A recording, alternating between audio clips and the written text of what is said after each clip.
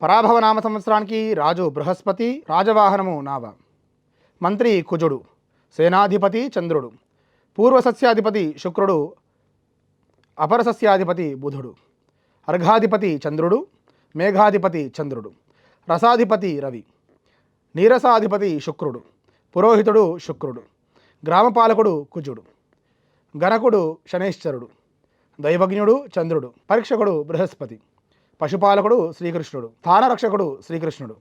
వర్షం 4 తూములు, వాయువు 2 తూములుగా ఈ సంవత్సరం ఉండబోతుంది. ఇక ఉపనాయకుల నిర్ణయం చూస్తే అశ్వాధిపతి రత్నాధిపతి అజాధిపతి కుజుడుగా, పశ్వాధిపతి యుద్ధాధిపతి నరాధిపతి మృగాధిపతి వ్యాపారాధిపతి స్త్రీణామధిపతి చంద్రుడు, గజాధిపతి కోశాధిపతి దేవాధిపతి వ్యాపారాధిపతి జంగమాధిపతి వర్షాధిపతి శుక్రుడు, తడాకాధిపతి సర్పాధిపతి శనైశ్చరుడు, వస్త్రాధిపతి బృహస్పతి, వృక్షాధిపతి గ్రామాధిపతి ఛత్రాధిపతి శుభాధిపతి బుధగ్రహంగా ఉపనాయకులు ఉన్నారు.